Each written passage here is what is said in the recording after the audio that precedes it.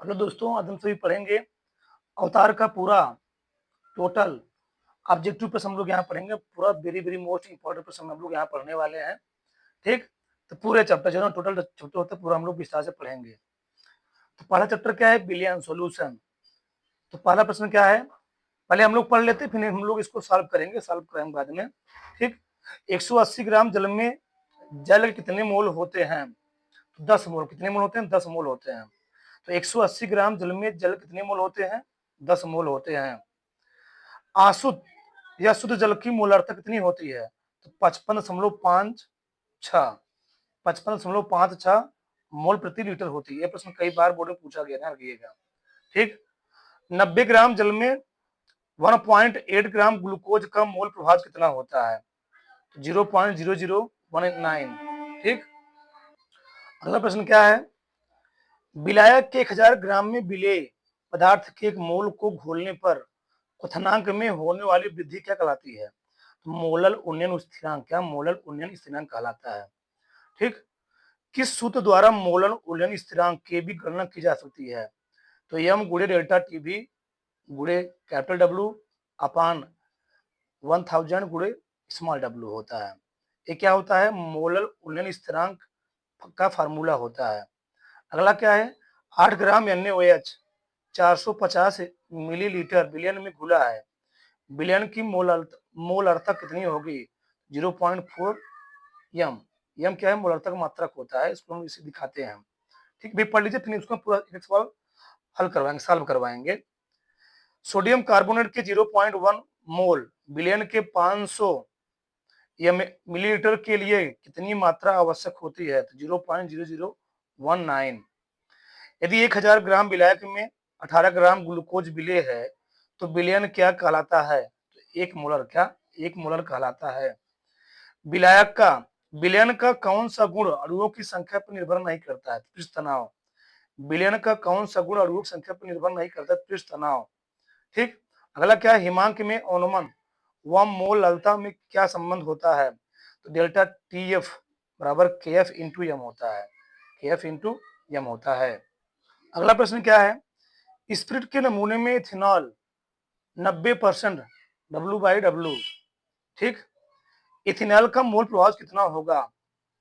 0.779। कितना होगा? 0.779 होगा। जिन विलयनों के परासरण दाब समान होते हैं उन्हें क्या कहा जाता है? तो समपराशरी विलयन। जिन विलयनों के परासरण दाब समान होते हैं उसको हम लोग क्या बोलते हैं? समपराशरी विलयन बोलते हैं। किसी शुद्ध विलायक से विलयन में अथवा एक तनु विलयन से सांद्र विलयन में अर्धपारगम झिल्ली के द्वारा विलायक का स्वतः प्रवाह क्या कहलाता है? तो परासरण। क्या कहलाता है? परासरण कहलाता है। किसी किसी विलेय के एक मोल को विलायक के 1000 ग्राम या 1 किलोग्राम में घोलने पर हिमांक में जो अवनमन होता है उसे क्या कहते हैं? मोलल अवनमन स्थिरांक बोलते हैं। वृद्धि होगा तो मोलल उन्नयन स्थिरांक और कमी होगा तो मोलल अवनमन स्थिरांक कहेंगे। 5 मिलीग्राम NaCl प्रति लीटर कितना होता है? तो 5 मिलीग्राम प्रति लीटर होगा। अणु का अधिक सांद्रण वाले विलयन से कम सांद्रण वाले विलयन की ओर गति क्या कहलाता है? तो विसरण। क्या कहलाता है? विसरण कहलाता है। किसी अणु का अधिक सांद्रण वाले विलयन से कम सांद्रण वाले विलयन की ओर गति क्या कहलाता है? विसरण कहलाता है, ओस्मोसिस कहलाता है। क्वथनांक में उन्नयन तथा मोललता में क्या संबंध होता है? तो क्वथनांक में उन्नयन बराबर क्या होता है? Kb गुणे मोललता। Kb गुणे मोललता। वांट हाफ गुणांक की गणना किस सूत्र से की जाती है? तो I बराबर 1 प्लस 20 अल्फा। 20 अल्फा। क्वथनांक में उन्नयन गणितीय रूप क्या कहलाता है? क्या होता है? क्वथनांक में उन्नयन गणितीय रूप क्या होता है? डेल्टा T बराबर TS minus T not. TS minus T not होता है। अगला प्रश्न क्या है? यदि किसी वाष्पशील विलायक में कोई अवाष्पशील विलेय घोला जाए तो विलयन के वाष्प दाब में अपेक्षित अवनमन किसके बराबर होगा? तो मोल प्रभाव किसके बराबर होता है? मोल प्रभाव के बराबर होता है। किसके? मोल प्रभाव के बराबर होता है। अगला चैप्टर है विद्युत रसायन। क्या? विद्युत रसायन। पहला प्रश्न क्या है? अच्छे चालकत्व वाले विलयन क्या कहलाते हैं? तो प्रबल विद्युत अपघट्ट। क्या? प्रबल विद्युत अपघट्ट कहलाते हैं। ठीक, प्रबल विद्युत अपघट्ट कहलाते हैं। विशिष्ट चालकता की इकाई क्या होती है? तो सेंटीमीटर इनवर्स ओम इनवर्स होती है। क्या होती है? Centimetre inverse into ohm inverse होती है। किसी भी इलेक्ट्रोड का इलेक्ट्रोड विभव किस पर निर्भर करता है? धातु की प्रकृति या ताप पर। किस पर?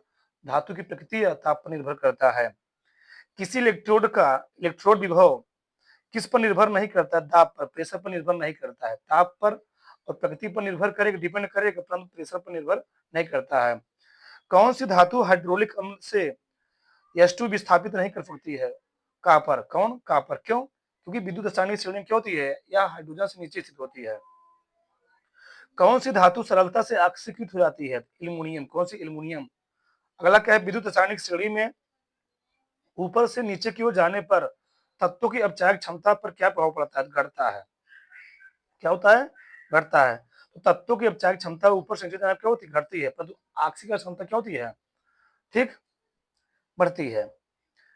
विद्युत रासायनिक श्रेणी में ऊपर से नीचे की ओर जाने पर मानक अपचायक विभव बढ़ने के साथ साथ धातु की सक्रियता पर क्या प्रभाव पड़ता है? धातु सक्रियता क्या होती है? क्रमशः घटती जाती है। क्या होती है? घटती है। ठीक है। अगला प्रश्न क्या है? मैग्नीशियम, कॉपर, सोडियम तथा आयरन की सक्रियता का सही क्रम क्या होता है? तो सोडियम सबसे ज्यादा होती है इसकी सक्रियता, फिर मैग्नीशियम की, फिर कॉपर की, सबसे कम किसकी होती है? आयरन की। ठीक, एयू की। ठीक। कॉपर सल्फेट को एल्युमिनियम की बोतल में क्यों नहीं रखा जाता है? कॉपर आयन अपचित हो जाते हैं। क्यों? कॉपर आयन अपचित हो जाते हैं, निकल जाता है। ठीक। देखिए अगला प्रश्न क्या है? अगला प्रश्न है, किसी विद्युत अपघट्ट की जलीय विलयन में विद्युत धारा को प्रवाहित करने की चलक क्षमता क्या कहलाती है? चालकत्व। क्या कहलाता है? चालकत्व कहलाता है। n बटे 50 KCl विलयन की 25 डिग्री सेल्सियस पर विशिष्ट चालकता 0.002765 मोह इंटू सेंटीमीटर इनवर्स है। यदि विलयन सहित सेल का प्रतिरोध 400 ओम है तो पाई निश्चल स्थिरांक का मान क्या होगा? 1.106 सेंटीमीटर इनवर्स होगा। विलयन जिसमें प्रति लीटर 2.54 ग्राम कॉपर सल्फेट उपस्थित है की तुल्यांकी चालकता 91.0 ओम इनवर्स सेंटीमीटर स्क्वायर तुल्यांक इनवर्स है। इसकी चालकता क्या होगी? तो 2.9 गुणे 10⁻³ ओम इनवर्स सेंटीमीटर होगा। ठीक ना, सेंटीमीटर होगा। अगला प्रश्न क्या है? साम्यावस्था में सेल का ईएमएफ क्या होता है? शून्य होता है। क्या होता है? शून्य होता है। अगला प्रश्न क्या है? साम्यावस्था में सेल का ईएमएफ कितना होता है? शून्य होता है। एक विलयन में विद्युत धारा के प्रवाह से H2 कैथोड पर तथा Cl2 एनोड पर प्राप्त होती हुआ विलयन कौन सा है? जल में अन्य सीएल। क्या? जल में अन्य सीएल है। जलीय सीएल के लिए विद्युत अपघट्ट से H2 गैस कहाँ प्राप्त होती है? तो कैथोड पर। कहाँ प्राप्त होती है? कैथोड पर प्राप्त होती है। मोलर चालकता का सूत्र क्या होता है? तो K गुणे 1000 बटे मोलरता। क्या? K गुणे 1000 बटे मोलरता होता है। दो अर्ध सेलों के बीच से लवण सेतु हटा लें तो बोल्टता में क्या परिवर्तन होगा? शून्य हो जाएगा। क्या हो जाएगी? बोल्टता क्या हो जाएगी? शून्य हो जाएगी। ठीक। अगला प्रश्न क्या है? सेल स्थिरांक का सूत्र क्या होता है? सेल स्थिरांक का सूत्र क्या होता है? तो जी बराबर क्या होता है? 1/a। क्या होता है? 1/a होता है। अगला प्रश्न क्या है? Al2O3 से 1 मोल एल्यूमिनियम प्राप्त करने के लिए आवश्यक आवेश की मात्रा कितनी होती है? 3 फैराडे। कितना? 3 फैराडे होती है। अगला चैप्टर है रासायनिक बल गति। बहुत इंपॉर्टेंट चैप्टर है। ठीक ना, रासायनिक बल, केमिकल काइनेटिक्स। ठीक। तो पहला प्रश्न क्या है इसका? एक शून्य कोटि की क्रिया A प्लस बी से क्या बन रहा है? C के लिए वेग दर क्या होती है? के शून्य कोटि की क्रिया के लिए जो वेग दर होता है हम लोग कैसे दिखाते हैं?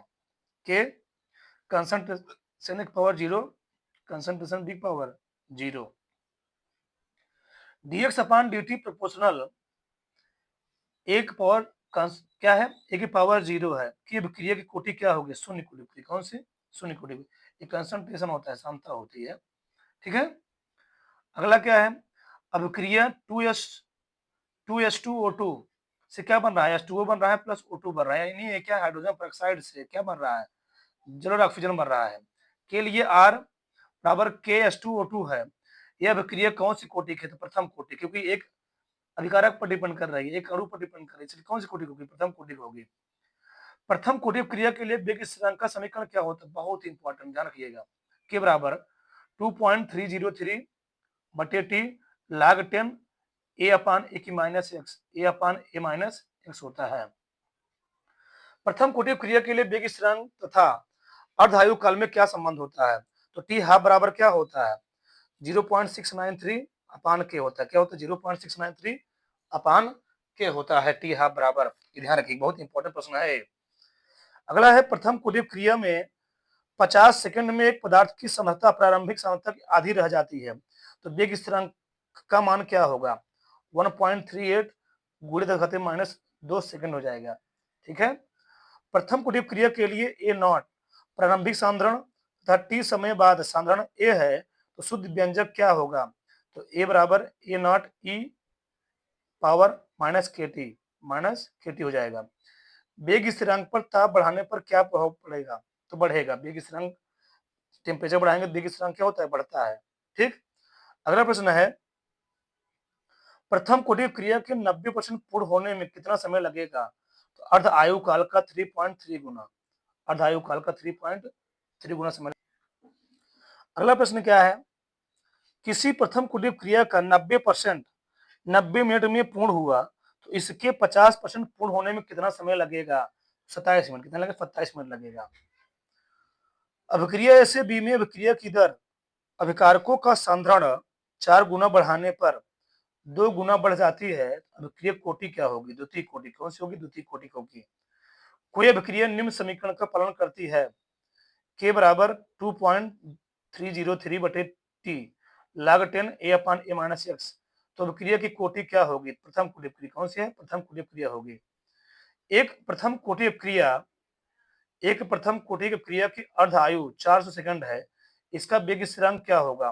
तो 1.73 गुणित घातीय माइनस 3 सेकंड इनवर्स होता है। प्रथम कोटि क्रिया का मात्रक क्या होता है? सेकंड इनवर्स होता है। भी ध्यान रखिए, बहुत इंपॉर्टेंट है भी है। एक प्रथम कोटि क्रिया का अर्ध समय 4 मिनट है, तो 99.9% अभिक्रिया कितने समय में पूर्ण हो जाएगी? 40 मिनट। कितने समय में? 40 मिनट में पूर्ण हो जाएगी। शून्य कोटि क्रिया के लिए वेग स्थिरांक वेग नियतांक का मात्रक क्या होता है? Mole litre inverse second inverse होता है। शून्य कोटि क्रिया के लिए वेग नियतांक का मात्रक क्या होता है? Mole litre inverse second inverse होता है। प्रथम कोटि की अभिक्रिया के वेग स्थिरांक का मात्रक क्या होता है? सेकंड इनवर्स होता है। क्या होता है? सेकंड इनवर्स होता है। अभिक्रिया ए प्लस 2बी से उत्पाद कोई बन रहा है के लिए वेग स्थिरांक आर बराबर कंसंट्रेशन ए कंसंट्रेशन बी का स्क्वायर द्वारा व्यक्त किया जाता है। तो अभिक्रिया कोटि क्या होगी? इसकी 2 है, इसकी 1 है, 2 3 हो जाएगी। अभिक्रिया कोटि 3 हो जाएगी। वह अभिक्रिया जिसकी दर अभिकारकों की सांद्रता पर निर्भर नहीं करती है, क्या कहलाती है? शून्य कोटि क्रिया। कौन सी? शून्य कोटि की अभिक्रिया कहलाती है। अगला क्या है, किसी अभिक्रिया की संतुलित रासायनिक समीकरण द्वारा व्यक्त प्रत्येक प्राथमिक पद में भाग लेने वाले विकारक अणुओं की कुल संख्या कहलाती है। अभिक्रिया की आणविकता कहलाती है। अभिक्रिया की आणविकता कहलाती है। अगला चैप्टर है डी तथा या ब्लॉक के तत्व। क्या? डी तथा या ब्लॉक के तत्व। संक्रमण तत्वों में 4D श्रेणी के किसी एक तत्व का नाम बताइए। तो एजी, इसका परमाणु क्रमांक कितना होता है? 47 होता है। अंतिम इलेक्ट्रॉन 4D में प्रवेश करता है। संक्रमण श्रेणी का सामान्य इलेक्ट्रॉनिक विन्यास क्या होता है? n-1 d 1 से 10 ns 1 से 2 तक होता है। किसी अनुचुंबकीय आयन का सूत्र लिखिए। Ni2+। क्या? Ni2+ चुंबकीय आयन है। किसी प्रतिचुंबकीय आयन का सूत्र लिखिए। तो Zn2+। क्या? Zn2+ प्रतिचुंबकीय। क्यों? इसके सभी कक्षक क्या होते हैं? d ऑर्बिटल भरे होते हैं। एक संक्रमण धातु की अधिकतम ऑक्सीकरण अवस्था प्राप्त करने में कौन से इलेक्ट्रॉन मुक्त होते हैं? Ns + n-1 into D. संक्रमण धातु जो परिवर्तनशील ऑक्सीकरण अवस्था नहीं दर्शाती है, जिंक। कौन सी? जिंक नहीं दिखाती है। वे तत्व जिनमें इलेक्ट्रॉन उप अंतिम ऊर्जा स्तरों के डी कक्षकों में भरे जाते हैं, डी ब्लॉक के तत्व कहलाते हैं। ये तत्व एस तथा पी ब्लॉक के मध्य स्थित होते हैं, इसलिए इन्हें क्या कहते हैं? संक्रमण तत्व। क्या बोलते हैं? संक्रमण तत्व बोलते हैं, ट्रांजिशन एलिमेंट बोलते हैं। M2 आयन Zn-27 के लिए प्रचक्रण मात्र चुंबकीय आघूर्ण का मान कितना होता है? 3.87 बोर मैग्नेटॉन। क्या? Bore magneton. ठीक। किसी एक उत्प्रेरकी गुण प्रदर्शित करने वाले संक्रमण तत्व का नाम बताइए। तो आयरन। तो आयरन का उपयोग हम लोग कहाँ करते हैं? जैसे मान लीजिए क्या बन रहा है, अमोनिया से हमको अमोनिया गैस बनाना है, तो अमोनिया गैस बनाने के लिए भी इसका उपयोग किया जाता है आयरन का। लैंथेनाइडों में सीरियम से लुटीशियम तक 14 तत्व होते हैं। ये अधिक क्रियाशील होते हैं। प्रकृति में इन्हें किस नाम जानते हैं? दुर्लभ मृदा तत्व। क्या दुर्लभ मृदा तत्व के नाम से जानते हैं हम लोग। अगला प्रश्न क्या है? नाभिकीय आवेश बढ़ाने के कारण, नाभिकीय आवेश बढ़ने के कारण लैंथेनम से ल्यूटिनियम तक परमाणविक आयनिक त्रिज्या में कमी आती है। यह लक्षण क्या कहलाता है? लैंथेनाइड संकुचन। क्या लैंथेनाइड संकुचन कहलाता है। ठीक। लैंथेनम 3+ से ल्यूटिनियम 3+ तक आकार कम होने के कारण सहसंयोजक लक्षण बढ़ते हैं। अतः लैंथेनियम हाइड्रोक्साइड तथा ल्यूटिनियम हाइड्रोक्साइड क्रमशः किस प्रकृति के होंगे? अधिक क्षारकी और न्यूनतम क्षारकी होंगे। संक्रमण, संक्रमण धातुओं के अभिलाक्षणिक गुणों तथा उनकी त्रिज्याओं में समानता के कारण संक्रमण धातुएं किस प्रकार की धातु का निर्माण करती हैं? तो मिश्र धातु। कौन सी मिश्र धातु निर्माण करती हैं? अंतराकाशीय यौगिक रासायनिक रूप से कैसे होते हैं? तो अक्रिय होते हैं। क्या होते हैं? अक्रिय होते हैं। छोटे आकार, उच्च नाभिकीय आवेश तथा उपयुक्त ऊर्जा के डी उपकोष की उपलब्धता के कारण ही संक्रमण तत्व में क्या बनाने की प्रवृत्ति पाई जाती है? संकुल यौगिक। क्या संकुल यौगिक पाई जाती है? संक्रमण तत्व और आयन अयुग्मित इलेक्ट्रॉनों की उपस्थिति कारण कौन सा गुण परिलक्षित करते हैं? तो अनुचुंबकीय गुण। कौन सा अनुचुंबकीय गुण दिखाते हैं? अगला है संक्रमण तत्व अथवा धातु आयनों का रंग किसके कारण होता है? आघूर्ण डी कक्षक के कारण होता है। डी ऑर्बिटल अपूर्ण भरा होने के कारण होता है। अंतरकाशीय यौगिक मूल धातु से अधिक कठोर होते हैं तथा इनके गलनांक व क्वथनांक का मान कितना होता है? तो अधिक होता है। क्या होता है? अधिक होता है।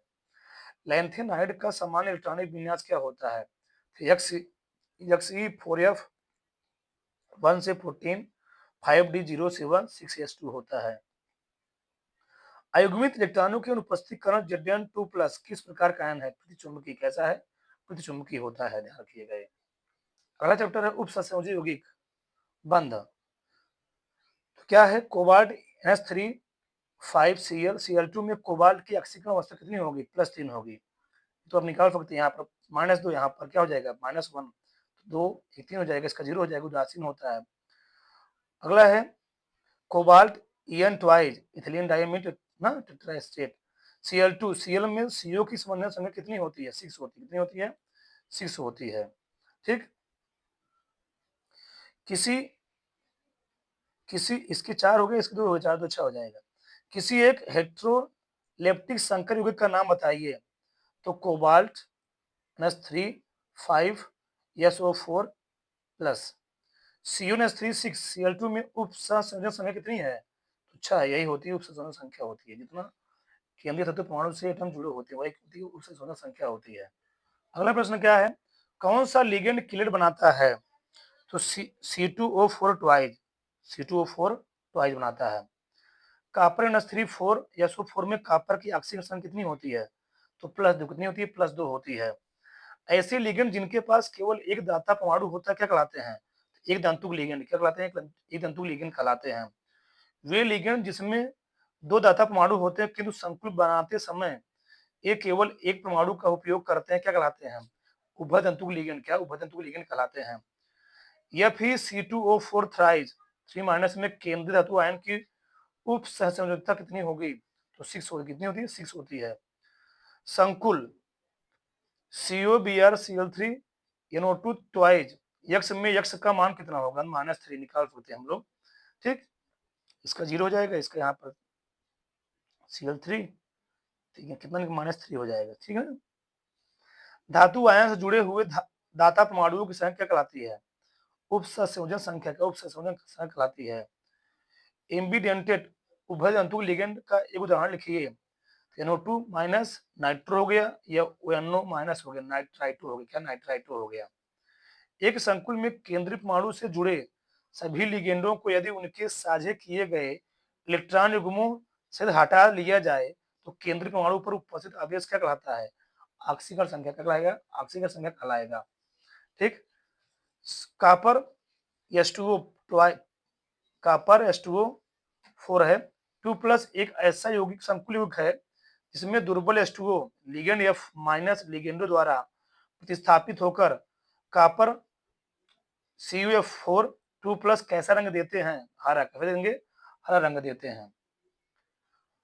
D0 व D10 इलेक्ट्रॉनिक विन्यास वाले संकुलों में dd संक्रमण संभव नहीं है, अतः आयन किस प्रकार के होते हैं? रंगहीन। कैसे होते हैं? रंगहीन होते हैं। ठीक है। अगला प्रश्न क्या है? अगला है क्रिस्टल क्षेत्र अस्थायीकरण ऊर्जा किसके समानुपाती होती है? तो लिगेंडो की सामर्थ्य ऊर्जा के। किसकी? लिगेंडो की सामर्थ्य ऊर्जा के समानुपाती होती है। धातु कार्बोनिलों में धातु की ऑक्सीकरण कितनी होती है? शून्य होती है। कितनी होती है? शून्य होती है। धातु कार्बोनिलों में धातु तथा CO के मध्य सिग्मा के साथ साथ कौन से बंध उपस्थित होते हैं? पाई बंध। कौन से? पाई बंध उपस्थित होते हैं। ठीक। लिगेंडो को उनकी बढ़ती हुई क्षेत्र प्रबलता के क्रम में व्यवस्थित करने पर जो श्रेणी प्राप्त होती है उसको हम लोग क्या बोलते हैं? स्पेक्ट्री रासायनिक श्रेणी। क्या बोलते हैं? स्पेक्ट्रमी रासायनिक श्रेणी कहते हैं। किस सिद्धांत के अनुसार धातु लिगेंड आबंध आयनिक होते हैं जो केवल धातु आयन तथा लिगेंड के मध्य स्थिर विद्युत क्रियाओं के द्वारा उत्पन्न होते हैं? तो क्रिस्टल क्षेत्र सिद्धांत। क्रिस्टल क्षेत्र सिद्धांत है। अगला चैप्टर क्या है? हैलोएल्केन और हैलोएरीन। ये भी चैप्टर बहुत इंपॉर्टेंट है। हाइड्रोकार्बनों में एक या एक से अधिक हाइड्रोजन परमाणु को हैलोजन परमाणुओं से प्रतिस्थापन करने पर प्राप्त यौगिक के हैलोजन उत्पन्न क्या कहलाते हैं? तो एल्किल हैलाइड कहलाते हैं। एल्किल हैलाइड कहलाते हैं। कौन सा पदार्थ हैलो फॉर्म क्रिया देता है? RCOCH3। RCOCH3 अभिक्रिया दी गई है का मुख्य उत्पाद क्या होगा? इसका ब्यूटीन होगा। क्या होगा? ब्यूटीन होगा। होगा ब्यूटीन बनेगा। यहाँ पर लगाएंगे हम लोग मार्कोनिकॉफ का नियम। कौन सा? मार्कोनिकॉफ का नियम। क्लोरोबेंजीन क्रिया क्यूप्रस ऑक्साइड की उपस्थिति में अमोनिया से कराने पर क्या प्राप्त होता है? एनिलीन। क्या बनेगा? एनिलीन बनेगा। ठीक, बताया गया है क्लास में ही। ठीक। अगला प्रश्न क्या है? एल्कोहलिक KOH की उपस्थिति में त्रिहैलोजनीकृत मेथेन और एक प्राथमिक इमीन के साथ कौन सा परीक्षण किया जाता है? तो कार्बिल इमीन परीक्षण। कौन सा? कार्बिल इमीन परीक्षण किया जाता है। परीक्षण किया जाता है। कौन सा यौगिक आइडोफार्म परीक्षण नहीं देता है? बेंजोफिनान। कौन सा? बेंजोफिनान। निम्नलिखित अपक्रिया में दी गई है। सी बेंजीन से क्रिया किसकी? क्लोरीन की हो रही है। नहीं, बेंजीन बेंजीन क्रिया क्लोरीन से कराई जा रही है। क्या बनेगा? C6H6Cl6 बनेगा। मेन उत्पाद होगा, मुख्य उत्पाद होगा। नियोपेंटिल ब्रोमाइड का IPAC नाम क्या होता है? तो 1 bromo 2 dimethyl propane. 1 bromo 2 dimethyl propane होगा IPAC। अगला प्रश्न क्या है? C6H5CH2Cl तथा C6H5CH Cl C6H5 से कौन सा यौगिक जलीय KOH शीघ्रता से जल गठित कर देगा? तो C6H5CH Cl दूसरा वाला। असमित अणु क्या कहते हैं? तो किरेल अणु। क्या बोलते हैं? किरेल अणु बोलते हैं। असमित अणु हम लोग क्या बोलते हैं? किरेल अणु बोलते हैं। क्या बोलते हैं? किरेल अणु बोलते हैं। एल्किल हैलाइड यद्यपि प्रकृति में ध्रुवीय होते हैं परंतु जल के अणुओं के साथ हैलोजन आबंध नहीं बना पाते। इससे कारण इनकी विलेयता कैसे होगी? अविलेय होगी। क्या होंगे? अविलेय होंगे। ठीक। वे यौगिक जिनके भौतिक तथा रासायनिक गुण समान होते हैं परंतु समतल ध्रुवित प्रकाश के प्रति व्यवहार भिन्न भिन्न होता है, क्या कहलाते हैं? प्रकाशिक समय अवधि। क्या कहलाते हैं? प्रकाशिक समय अवधि कहलाते हैं। वे एरोमेटिक हैलोजन यौगिक जिनमें हैलोजन परमाणु सीधे एरोमेटिक वलय से जुड़े होते हैं क्या कहलाते हैं? हेरोएरिन। क्या कहलाते हैं? हेरोएरिन कहलाते हैं। हाइड्रोजन परमाणु के आकार में वृद्धि के साथ क्वथनांक बढ़ता है अतः इनके क्वथनांक क्रम क्या होगा? तो RI सबसे ज्यादा होगा, फिर RBI उससे कम, फिर RCI उससे कम, RF केवल सबसे कम होगा। ठीक। एल्किल ब्रोमाइड आयोडाइड की तुलना में कैसे होते हैं? भारी होते हैं। क्या होते हैं? भारी होते हैं। फॉक्सीन का सूत्र क्या होता है? COCl2 बहुत जहरीली गैस होती है फॉक्सीन। क्लोरोपिक्रीन का सूत्र क्या होता है? CCl3 होता है। क्लोरोफॉर्म किस द्वारा प्राप्त होता है? प्रोपेनॉल 2 से। किससे? प्रोपेनॉल 2 से। ल्यूकास अभिकर्मक किसका मिश्रण होता है? तो HCl सांद्र HCl और निर्जल ZnCl2 कई बार बोर्ड में आया हुआ, ध्यान रखिएगा। जो ल्यूकास अभिकर्मक किससे मिश्रण होता है? सांद्र HCl का, निर्जल ZnCl2 का होता है। एल्किल हैलाइड का समान सूत्र क्या होता है? CnH2n प्लस 1 होता है। CnH2n प्लस 1 होता है। अगला चैप्टर क्या है? एल्कोहल, फिनाल और ईथर एलिफैटिक प्राथमिक एमीन परिचन्नों की क्रिया से क्या प्राप्त होगा? एल्कोहल प्राप्त होगा। क्या प्राप्त होगा? एल्कोहल प्राप्त होगा। ठीक। ल्यूकास अभिकर्मक किसकी पहचान में प्रयुक्त होता है? एल्कोहलों के प्राथमिक, द्वितीयक व तृतीयक एल्कोहलों की पहचान में इसी का प्रयोग किया जाता है। ठीक। ल्यूकास अभिकर्मक क्या होता है? सांद्र HCl प्लस निर्जल ZnCl2 का मिश्रण होता है। ल्यूकास अभिकर्मक का प्रयोग मोनोहाइड्रिक एल्कोहल किसके विभेद में किया जाता है? प्राथमिक, द्वितीयक व तृतीयक एल्कोहल के विभेद में किया जाता है। जल गैस से मेथिल अल्कोहल के निर्माण में प्रयुक्त होने वाला उत्प्रेरक कौन सा है? तो कॉपर ऑक्साइड, जिंक ऑक्साइड या Cr2O3 क्रोमियम ऑक्साइड। I2 एवं क्षार के साथ गर्म करने पर कौन सा पदार्थ आयोडोफॉर्म नहीं बनाता है? तो मेथेनॉल। कौन सा? मेथेनॉल नहीं बनाता है। फिनाल को नाइट्रिक अम्ल के साथ गर्म करने पर क्या प्राप्त होगा? पिक्रिक अम्ल। क्या प्राप्त होगा? पिक्रिक अम्ल प्राप्त होगा। फिनाल से बैक्टीरियाइड प्राप्त करने के लिए इसकी क्रिया किससे कराई जाती है? तो फॉर्मेल्डिहाइड से। कैसे की जाती है? फॉर्मेल्डिहाइड से की जाती है। इथरो में हाइड्रोजन आबंध न बन पाने के कारण इनके क्वथनांक अपेक्षाकृत कैसे होते हैं? तो निम्न होते। क्या होते हैं? निम्न होते, कम होते हैं। सांद्र सल्फ्यूरिक अम्ल की उपस्थिति में फिनाल को थैलिक एनहाइड्राइड के साथ गर्म करने पर क्या बनता है? तो फिनाफ्थलीन। क्या बनता है? फिनाफ्थलीन बनता है। किस नियम के अनुसार दो या अधिक बीटा हाइड्रोजन होने पर बीटा हाइड्रोजन का विस्थापन कम हाइड्रोजन रखने वाले सी परमाणु से होगा? तो सेडजेफ नियम। कौन सा? सेडजेफ नियम होता है। अगला प्रश्न क्या है? एल्कोहलों में सहसंयोजक अबंध पाए जाने के कारण इनके जलीय विलयन में कोई आयन उपस्थित नहीं होता है। आयनों की अनुपस्थिति के कारण इनके जलीय विलयन की प्रकृति कैसे होगी? कुचालक होंगे। क्या होंगे? कुचालक होंगे। तृतीयक एल्कोहल की वाष्प को तप्त कॉपर के ऊपर प्रवाहित करने पर निर्जलीकरण क्रिया के फलस्वरूप क्या प्राप्त होता है? एल्कीन प्राप्त होता है। क्या प्राप्त होता है? एल्कीन प्राप्त होता है। ठीक। CH3 थ्राइज COH का IPC नाम क्या होता है? 2 मेथिल प्रोपेन 2 आल। 2 मेथिल प्रोपेन 2 आल होगा। CH3O CH CH3 ट्वाइज का IPC नाम क्या होगा? 2 मेथॉक्सी प्रोपेन। क्या? 2 मेथॉक्सी प्रोपेन होगा। अगला प्रश्न क्या है? प्राथमिक व द्वितीयक एल्कोहलों की वाष्पों को तप्त कॉपर के ऊपर प्रवाहित करने पर भी हाइड्रोजनीकरण के फलस्वरूप क्रमशः क्या प्राप्त होता है? तो एल्डिहाइड व कीटोन। क्या प्राप्त होता है? एल्डिहाइड व कीटोन प्राप्त होता है।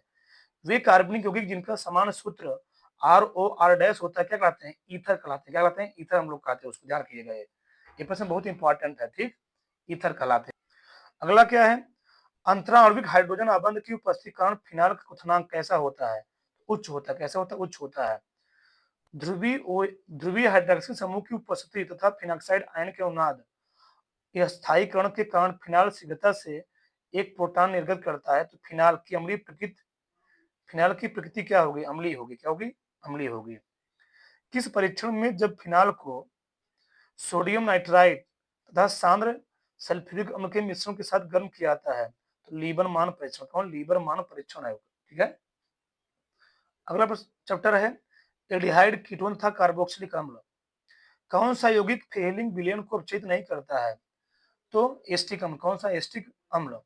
एस्टिक अम्ल की क्रिया डाई एजोमेथेन से कराने पर बनने वाला कौन सा यौगिक है? Methyl estate. कौन सा? Methyl estate. कौन सा यौगिक खनिजारों क्रिया नहीं देता है? तो एस्टेल्डिहाइड। कौन सा? एस्टेल्डिहाइड नहीं देता है। फार्मेलिन किसका जलीय विलयन है? फार्मेल्डिहाइड का। किसका? फार्मेल्डिहाइड का। रोजनमुंड अपचयन से क्या प्राप्त होता है? एल्डिहाइड। क्या प्राप्त होता है? एल्डिहाइड प्राप्त होता है। ठीक। जब एस्टिक अम्ल को P2O5 के साथ गर्म किया था तो निम्नलिखित से कौन सा यौगिक प्राप्त होता है? तो CH3O ट्वाइस O प्राप्त होता है। एस्टेल्डिहाइड और एस्टोन में विभेद के लिए कौन सा अभिकर्मक उपयुक्त होता है? सिर्फ अभिकर्मक। कौन सा? सिर्फ अभिकर्मक उपयुक्त होता है। बेंजल्डिहाइड का सल्फ्यूरिक अम्ल की उपस्थिति में नाइट्रीकरण कराने पर क्या प्राप्त होता है? तो मेटानाइट्रोबेंजल्डिहाइड। क्या? मेटानाइट्रोबेंजल्डिहाइड। किस कारण एस्टेल्डिहाइड खनिजारों क्रिया नहीं देता है? तो अल्फा हाइड्रोजन कारण। किस कारण? अल्फा हाइड्रोजन के कारण। सिर्फ अभिकर्मक के साथ क्रिया कराने पर एस्टेल्डिहाइड कौन सा रंग देता है? गुलाबी। कौन देता है? गुलाबी रंग देता है। किस विधि द्वारा एल्किल साइनाइड को SnCl2 व HCl द्वारा एमीन में अपचयित किया जाता है तो जल अपघटन पर एल्डिहाइड देती है? स्टीफन विधि द्वारा। कैसा? स्टीफन विधि द्वारा देती है। अगला क्या है, पेंटेन 2 ऑन तथा पेंटेन 3 ऑन के मध्य विभेदीकरण किस परीक्षण द्वारा किया जाता है? तो आइडोफार्म परीक्षण, कैसे आइडोफार्म परीक्षण। C5H10O अणुसूत्र वाला यौगिक आइडोफार्म परीक्षण नहीं देता है, परंतु अपचयित होने पर एन पेंटेन देता है। यौगिक का नाम क्या होगा? ठीक, यौगिक का नाम क्या होगा, ये दिया गया है। ठीक, किस अभिक्रिया द्वारा सिनेमिक अम्ल बनता है? तो पार्किन अभिक्रिया द्वारा। किस द्वारा? पार्किन अभिक्रिया द्वारा सिनेमिक अम्ल बनता है। किस संघनन में यह दो एल्डिहाइड के बीच की युग्मन अभिक्रिया है जिससे अल्फा हाइड्रोक्सी कीटोन बनता है? तो बेंजोइन संघनन। क्या? बेंजोइन संघनन। किसकी अभिक्रिया अमोनिया के साथ करके डाइएस्टोन इमीन का निर्माण करता है? एसीटोन। कौन? किसकी अभिक्रिया अमोनिया के साथ करके डाइएस्टोन इमीन का निर्माण करता है? तो एस्टोन से। अगला प्रश्न क्या है, जो अभिक्रिया दी गई है यह अभिक्रिया क्या कहलाती है? तो फ्रीज पुनर्विन्यास अभिक्रिया कहलाती है। एल्डिहाइड समूह के अपचयन पर क्या प्राप्त होता है? ठीक, तो मेथिल अल्कोहल क्या मिलता है? मेथिल अल्कोहल मिलता है। साइनाइड समूह के पूर्व जल घटन पर क्या प्राप्त होता है? इथेनोइक अम्ल। क्या? इथेनोइक अम्ल या मिथेनोइक अम्ल मिलता है। ठीक, COOH समूह में PCl5, PCl3, SOCl2 आदि की क्रिया से क्या प्राप्त होता है? COCl। क्या मिलता है? COCl प्राप्त होता है। अगला चैप्टर है एमीन। क्या है? एमीन। प्राथमिक एमिनो के परीक्षण में प्रयुक्त होने वाली अभिक्रिया क्या कहलाती है? कार्बिल एमीन अभिक्रिया। कौन सी? कार्बिल एमीन अभिक्रिया कहलाती है। अगला है सूत्र C4H11N से कितने प्राथमिक एमीन बनाना संभव है? तो 4। कार्बिल एमीन अभिक्रिया में क्या बनता है? आइसोसाइनाइड। क्या बनता है? आइसोसाइनाइड बनता है। क्या बनता है? आइसोसाइनाइड बनता है। ठीक, एमाइडो से एमीन बनाने में कौन सा विकर्मक प्रयुक्त होता है? Br2 IKOH, Br2 या KOH प्रयुक्त होता है। Br2 या KOH प्रयुक्त होता है। इमीनो की जलीय विलयन की प्रकृति कैसे होती? क्षारीय होती। कैसे होती? क्षारीय होती है। एथिल एमीन पर एचएनओ की क्रिया से क्या बनता है? Ethyl alcohol. क्या बनता है? इथिल अल्कोहल बनता है। CH3 थ्राइजन ये क्या है? तृतीय एमीन है। क्या? तृतीयक एमीन है, तृतीयक एमीन। एमाइड का एमीन में परिवर्तन निम्न में से किस अभिक्रिया द्वारा किया जाता है? तो हाफमान ब्रोमाइड अभिक्रिया द्वारा। हाफमान ब्रोमाइड अभिक्रिया द्वारा किया जाता है। RnH2 plus CH plus KOH की क्रिया क्या कहलाती है? कार्बिल एमीन क्रिया कहलाती है। बहुत इंपॉर्टेंट क्रिया होती है कार्बिल एमीन क्रिया। ठीक, और ये दोनों ध्यान रखिएगा। एनिलीन एनिलीन के ब्रोमीनन से क्या प्राप्त होता है? तो yes tie bromide tie bromo aniline. क्या? यस टाई ब्रोमो एनिलीन मिलता है। नाइट्रिक कारक मिश्रण में चन्नो 3 किसके समान कार्य करता है तथा नाभिक स्नेही या इलेक्ट्रॉनिक स्नेही NO2 प्लस को उपलब्ध कराता है? क्षार का। ठीक, कार्बिल एमीन अभिक्रिया में NH2 समूह युक्त यौगिक क्लोरोफॉर्म तथा क्षार के साथ गर्म करने पर क्या उत्पन्न होता है? तो आइसोसाइनाइड का उत्पन्न होता है। आइसोसाइनाइड उत्पन्न होता है। शांत सल्फ्यूरिक अम्ल की उपस्थिति में मोनोकार्बोक्सिलिक अम्लों की हाइड्रोजोइक अम्ल के साथ अभिक्रिया कराने पर प्राथमिक एमीन बनती है। यह अभिक्रिया क्या कहलाती है? इसमें अभिक्रिया। इसमें अभिक्रिया कहलाती है। बहुत इंपॉर्टेंट भी है। अगला क्या है, एसिटाइनिलाइड में उपस्थित एस्टिल समूह द्वारा इलेक्ट्रॉन ग्राही समूह होने कारण NH2 के N परमाणु पर इलेक्ट्रॉन घनत्व कम कर देता है। इसके कारण इसकी अभिक्रियाशीलता पर क्या प्रभाव पड़ता है? कम हो जाती है। क्या होती है? कम हो जाती है। एक कार्बनिक यौगिक जिनमें NO2 समूह उपस्थित होते हैं वे यौगिक क्या कहलाते हैं? नाइट्रो यौगिक। क्या? ये नाइट्रो यौगिक कहलाते हैं। एमीन एल्केन से अधिक ध्रुवीय तथा एल्कोहल से कैसी ध्रुवता दिखाते हैं? कम ध्रुवीय। एरोमेटिक एमिनो में NH2 समूह बेंजीन वलय से जुड़ा होता है। इनमें नाइट्रोजन परमाणु पर उपस्थित एकाकी इलेक्ट्रॉन युग्म बेंजीन वलय के पाई इलेक्ट्रॉनों के साथ संयुग्मित होता है। फलस्वरूप इसकी क्षमता पर क्या प्रभाव पड़ता है? तो क्षमता क्या होती है? घट जाती है। क्या होती है? घट जाती है। अगला प्रश्न क्या है, एमीन जल में विलीन होकर एथिल अमोनियम हाइड्राइड बनाती है जो आंशिक रूप से अनित होकर क्या देता है? तो हाइड्रोक्सिल आयन। क्या देता है? हाइड्रोक्सिल आयन देता है। एलिफेटिक एमीन अमोनिया की तुलना में कैसी प्रकृति की होती है? अधिक भास्मिक होती है। क्या होती है? अधिक भास्मिक होती है। अगला चैप्टर है जैव अणु। क्या है? जैव अणु, बायोमॉलिक्यूल। ठीक, दूध में कौन सी शर्करा होती है? तो लैक्टोज शर्करा। कौन सी होती है? लैक्टोज शर्करा होती है। सबसे मीठी शर्करा कौन सी है? फ्रक्टोज। कौन सी है? फ्रक्टोज है। यौगिकों का युग्म जिसमें दोनों यौगिक टालन विकर्मक के साथ धनात्मक परीक्षण देते हैं वह है, तो ग्लूकोज था, फ्रक्टोज। क्या? ग्लूकोज था, फ्रक्टोज। मोनोसेक्राइड का उदाहरण क्या होता है? फ्रक्टोज। क्या होता है? फ्रक्टोज होता है, मोनोसेक्राइड का उदाहरण होता है। डाइसेक्राइड का उदाहरण क्या है? सुक्रोज। क्या है? सुक्रोज है। सेलुलोज के पूर्ण जल गठन से क्या प्राप्त होता है? तो डी ग्लूकोज। क्या मिलता है? डी ग्लूकोज मिलता है। कौन सी प्रक्रिया में एंजाइम पेप्सिन द्वारा जल घटित नहीं होती है? कौन सी प्रक्रिया में एंजाइम पेप्सिन द्वारा जल अपघटित होती है? तो प्रोटीन से अमीनो अम्ल। क्या? प्रोटीन से अमीनो अम्ल।